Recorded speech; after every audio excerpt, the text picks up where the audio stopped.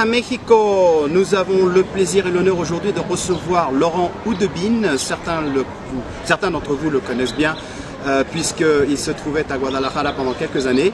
Aujourd'hui, on le retrouve, directeur général ici du Club France, et c'est un vrai plaisir de recevoir Laurent sur l'émission. Bonjour Laurent. Bienvenue au Club France. Bienvenue au Club France. Alors c'est ta nouvelle maison? Oui, exactement. Tout à fait. Première fois, bon, ça fait plus de 20 ans que je suis au Mexique. Ouais. Mais c'est la première fois où je vis ici à la Ciudad de México. La ville de Mexico. À la ville de Mexico, et je crois que je suis bien atterri. Oui, alors c'est un défi qui est très intéressant parce que le Club France, c'est une institution ici au Mexique, à Mexico en particulier, fondée en 1870. Albert Veil vient de me le confirmer. Et je crois que vous avez combien de membres aujourd'hui au club? Environ 3800. 3800 membres. Donc c'est une communauté importante et c'est une communauté qu'il faut nourrir. Tout à fait.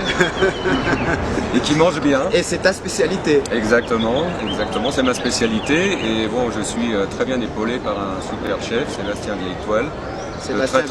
Très très bon niveau. Et la cerise sur le gâteau, c'est que nous avons la cave plus importante d'Amérique latine en termes de vin français. Oui, alors une des plus belles caves effectivement du Mexique et d'Amérique latine. Vous avez combien de bouteilles aujourd'hui en cave? Plus de 10 000. Plus de 10 000. Plus de 40 000, plus de 40 000 bouteilles. Plus de 1200 étiquettes et plus de 40 000 bouteilles en permanence. Ah oui, donc c'est énorme. Et la plupart de ces étiquettes d'ailleurs, les importations, vous les faites vous-même? Exactement. D'accord. Cela nous permet de pouvoir offrir au public des prix La mission du Club France, c'est de promouvoir les échanges culturels entre la France et le Mexique. Donc le vin était incontournable. Il n'y a pas de culture sans vin en France.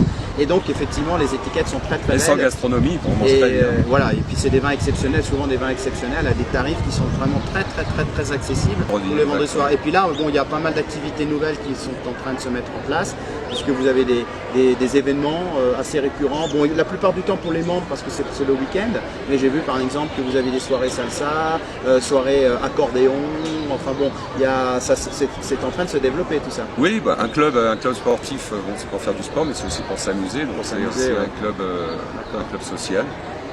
Et ben voilà quoi. Alors aujourd'hui c'est une première, ça fait très longtemps je crois que la Chambre de commerce n'est pas venue ici au Club France organiser un queso pan e vino, donc c'est une belle première, c'est une belle réussite pour toi aussi. Oui. Ben, ravi de les avoir ici, moi je les connais depuis un moment, nous sommes membres de la Chambre. De la Chambre, ouais. Et puis on essaie aussi de démystifier un petit peu ce qu'on appelle le sud ici de la ville de Mexico. Ouais.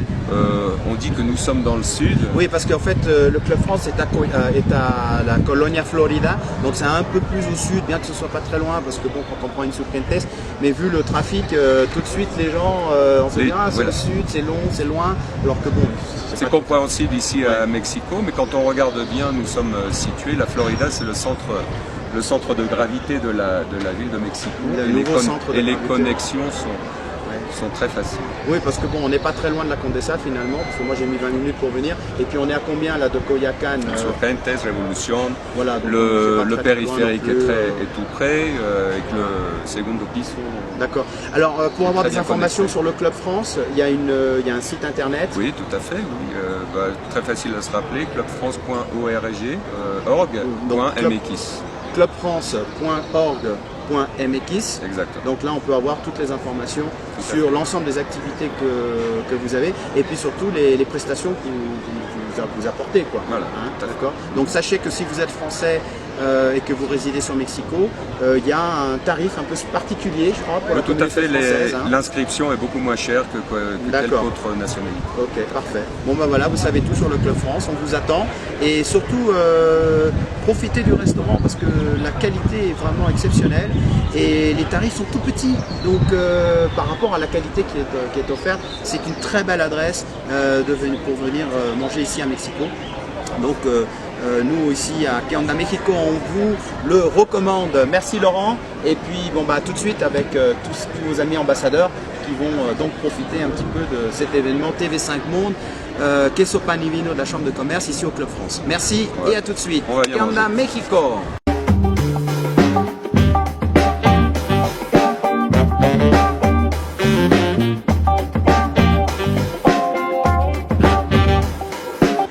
Bonjour Monsieur Veil, vous êtes le président du Club France. C'est un honneur de vous recevoir aujourd'hui. Merci. Quel plaisir d'être au Club France. Merci, bienvenue. Et à part, c'est une très belle journée. C'est une très belle journée. Alors racontez-nous un petit peu le Club France. C'est une vieille institution française ici à Mexico. Très vieille, très vieille. Elle a été fondée en 1870 par les Français qui habitaient au Mexique, logiquement, et qui se réunissaient justement au centre de la ville pour parler un petit peu de la guerre de 1870. Ils se réunissaient certainement pour prendre des nouvelles, pour prendre l'apéro certainement, et discuter un petit peu les affaires au Mexique à l'époque, disons, à Mexico à l'époque. Et le Club France aujourd'hui est toujours géré par la communauté française ou par des descendants, disons, de la communauté française ou pas? Oui. Oui, en fait aujourd'hui, encore, nous avons des statuts, disons, nous avons 20 conseillers qui sont 19 Français, et un seul Mexicain, et le patronat qui est totalement, les 7 patrons, nous sommes totalement français.